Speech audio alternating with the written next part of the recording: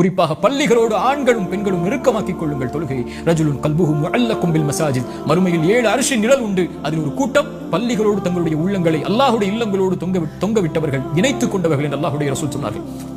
இன்று பார்க்கிறோம், ஆண்கள் தங்களுடைய ஜமாஅத்துடைய தொழுகைகளை வீடுகளில் ஆக்கிக் கொள்கிறார்கள். யார் அனுமதி கொடுத்ததின் சகோதரனே? ஒரு ஆண் கடமையான தொழுகையை தொழுவதற்குரிய இடம் வீடல்ல, நீங்கள் இருக்கக்கூடிய இடம் அல்ல, மஸ்ஜித். ரசூலுல்லாஹி ஸல்லல்லாஹு அலைஹி வஸல்லம் ஒரு முறை சஹாபாக்கள் ஜமாஅத்துடைய தொழுகைக்கு வருவதற்கு தாமதமாகும் போது சொன்னார்கள், ஒருவரை இமாமாக நிறுத்திவிட்டு ஜமாஅத்துடைய தொழுகையில் கலந்து கொள்ளாமல் வீடுகளில் இருக்கக்கூடியவர்களுடைய வீடுகளை நெருப்பால் எரிக்க என் மனம் நாடுகிறது என்று அல்லாஹ்வுடைய ரசூல் சொன்னார்கள்.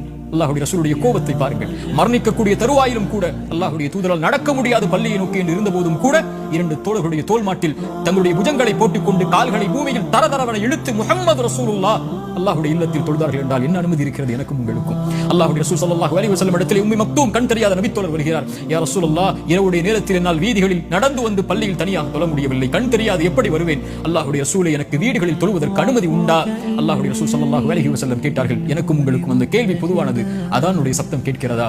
அவர் சொன்னார், ஆம் யா ரசூலல்லாஹ். அல்லாஹ்வுடைய ரசூல் சொன்னார்கள், அந்த கண் தெரியாத நபித்தோழருக்கு எந்த அனுமதியையும் அல்லாஹ்வுடைய மார்க்கத்தில் நான் பார்க்கவில்லை தோழரே, வந்துவிடு பள்ளிக்கு, மஸ்ஜிதில் தொழு.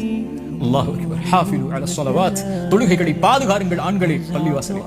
இந்த ரமதானுடைய நேரத்தில் ஒருவன் தொழுகையை விடக்கூடியவனாக இருந்தால் வாழ்நாள் முழுக்க அவன் தொழ மாட்டான். ரமதானிலே தொழாதவன் மற்ற